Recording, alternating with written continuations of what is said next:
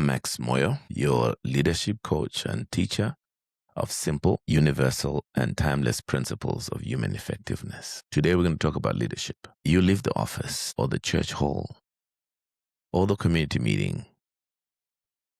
The conversation ends. People go home, but it comes home with you. It rides with you in the car. It sits with you at the gate. It follows you into the house. Someone asks, "How was it?" And you say, "Fine," but you're not fine. Because you saw something.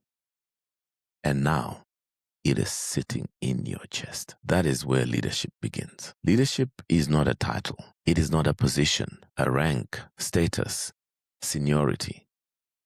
Those things may give you authority, but they do not automatically make you a leader. Leadership begins when you start caring what others can still walk past. When a truth becomes weight in you.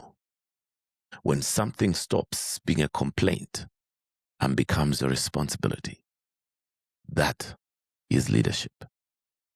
That is the call. And this is not only for people with titles.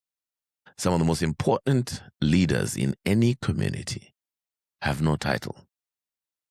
They are simple people who can see. A mother who sees a pattern. A teacher who sees a child sleeping. An employee who sees culture dying behind polished reports. A citizen who sees neglect becoming normal. They keep saying, someone must do something about this. Well, the moment you say that, you have already seen something. And once you have seen it, the someone is often you. That is how the leadership call starts. Quietly, personally, without applause. It comes as a burden. And the burden is often idiosyncratic, that to say it is yours. Not because it is convenient, but because you can see it. Others may not see it yet. Others may minimize it. But you know what you saw.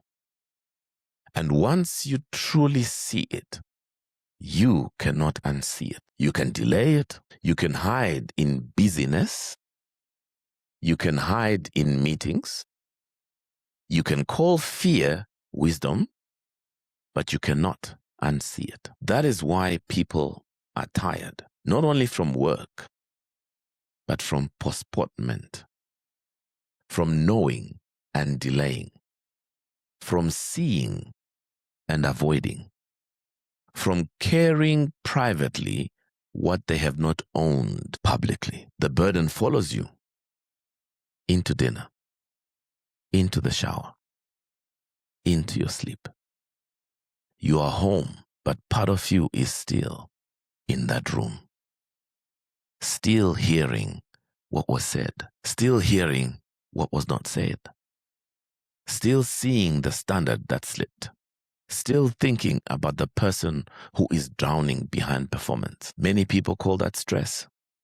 Sometimes it is, but often it is a burden you have seen and not yet answered. Let me tell you where this lives in me. This happens to me often. I'm driving somewhere, it doesn't matter which country. We stop at a traffic light and I see someone begging, homeless, hungry, and the same question rises in me. What was this person born to do? What is the world missing because this person has not found their calling? What brilliance is buried here? And that question follows me. It is my burden, not a passing emotion, a burden. How do we help human beings discover their call? How do we help people discover their brilliance? How do we help people become who they were born to be before pain, systems, and labels bury them? That is why I wrote The Eighth Wonder of the World. Because every human being is a wonder. That is why I wrote Become Yourself. And that is why I wrote The Leadership Call. Each book was a response to a burden that I carry about fellow human beings. So when I say leadership is a burden, I do not mean leadership is stressful. I mean leadership begins when another human being's possibility becomes your responsibility. I'll repeat that.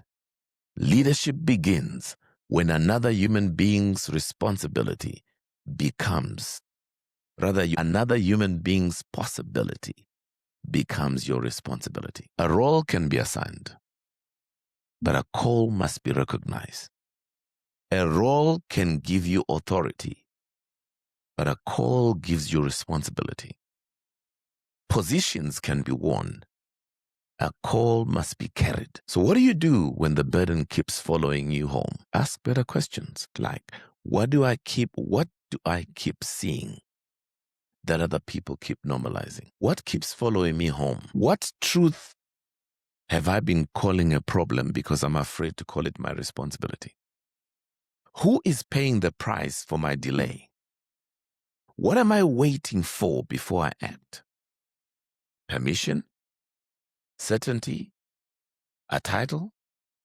Applause? Which part is preparation and which part is fear? What is actually mine to carry? And what am I trying to control that is not mine? And then the question that turns conscience into movement. What is one visible act of responsibility that I can take in the next 24 hours? One conversation, one call, one decision, one line held. This is how the burden becomes an assignment. This is how a calling stops being emotion and starts becoming leadership. So let me make it plain. Name it. What can I no longer ignore? Own it. What is my responsibility in this? Move it. What will I do in the next 24 hours? Because real leadership is not first seen in the meeting. It is seen in what you carry after the meeting. And when you hear yourself saying someone must do something, pay attention. You may be hearing your own call. The someone is often the one who can see. And once you see, you cannot unsee.